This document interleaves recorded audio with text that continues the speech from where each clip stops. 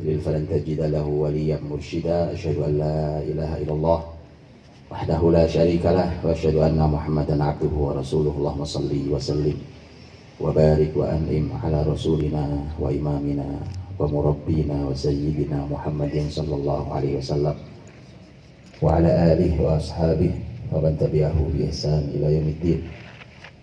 Subhanaka la ilma lana illa ma 'allamtana innaka antal alimul hakim. Amma ba'd. Pada para begini maksud saya. Dan ini nanti yang saya khawatirkan terjadi trauma syariat. Saya sering sampaikan, saya mempunyai istilah namanya trauma syariat. Dan itu bahaya. Jadi kenapa bisa trauma? Kalau teman-teman dokteran psikologi kan, trauma itu kan kita tahu, diantaranya adalah karena ada benturan peristiwa yang menjadi musibah dalam hidupnya. Ketika agama ini dipotret oleh generasi ini sebagai beban dan dia musibah dalam hidupnya, yang terjadi adalah trauma syariat di generasi ini. Itu saya takut sekali. Itu bukan ketakutan saya, karena dalam berbagai teks dari sejak Quran, hadis Nabi sampai kalimat para ulama dan sejarah pendidikan sepanjang pendidikan Islam saat Islam masih besar, itu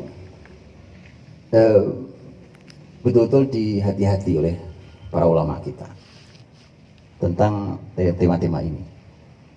Karenanya bisa dibayangkan anak-anak kita pokoknya ngaji, baca Quran, nanti waktunya belajar sholat, wudhu, sholat, segala macam, terus puasa Ramadan ya puasa, dan seterusnya.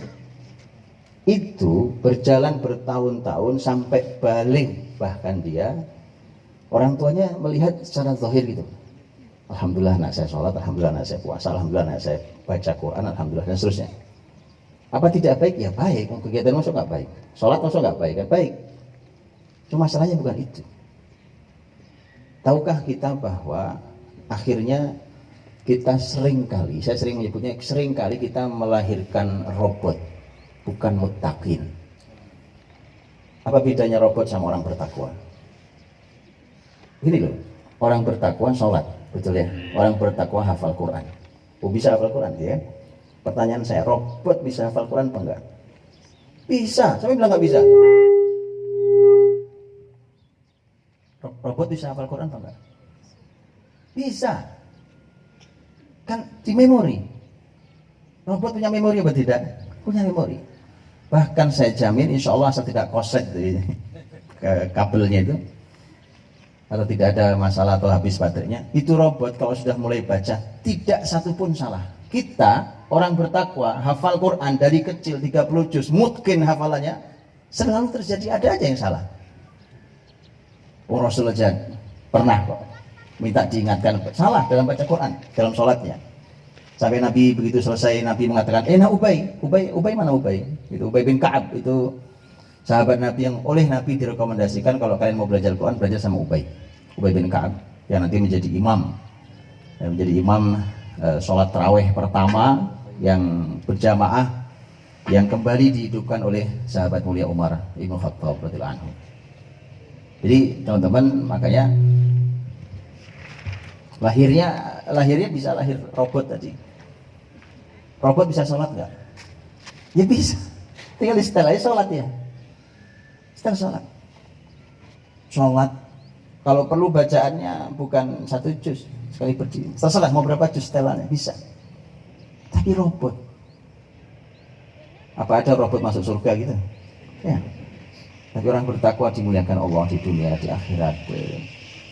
Padahal orang bertakwa mungkin salah, ya kan?